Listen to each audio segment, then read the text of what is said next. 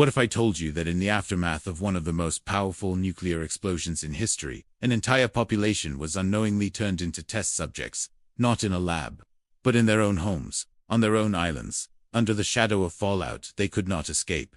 This is not science fiction. This is the story of Project 4.1, a chapter in history so dark, it was hidden from the very people who lived it. March 1, 1954. The Pacific Ocean glows with a fire brighter than the sun. The United States detonates its most powerful weapon yet. Castle Bravo. A hydrogen bomb, 1,000 times stronger than Hiroshima. For the Marshallese people living just downwind, it begins like any other quiet morning.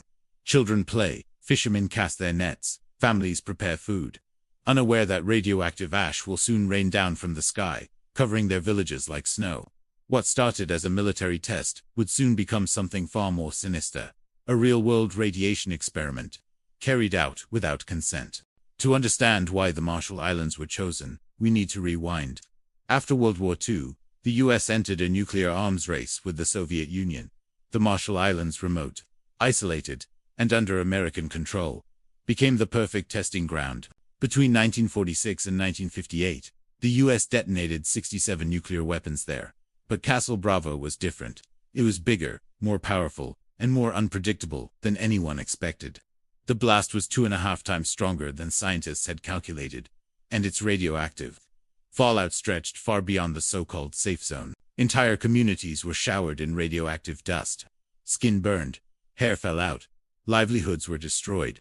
And in that chaos, Project 4.1 was born.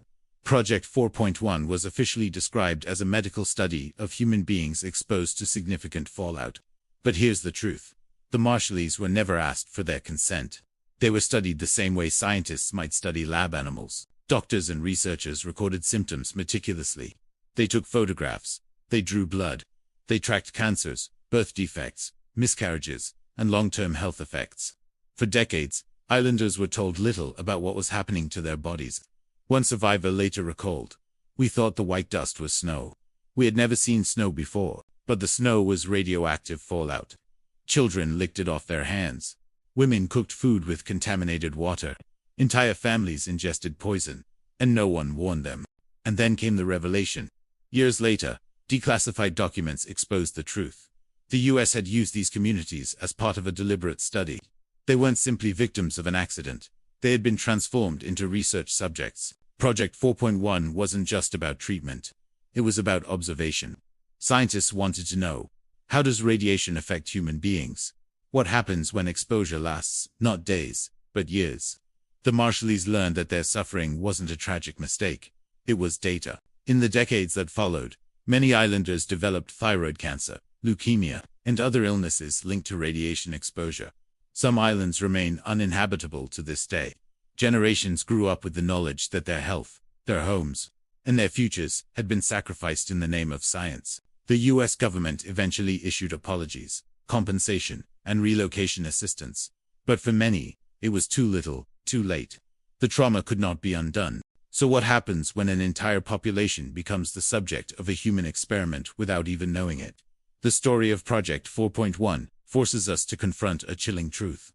Sometimes, the pursuit of scientific knowledge comes at the expense of basic human ethics. And for the Marshallese, that pursuit left scars that will never fully heal. Thank you for watching this deep dive into one of history's hidden scientific scandals. If this story shocked you, please hit the like button and subscribe to the channel for more untold tales from the dark side of science. And let me know in the comments, do you think Project 4.1 was an accident of circumstance, or a cold, calculated experiment? I'd love to hear your thoughts. Until next time, stay curious.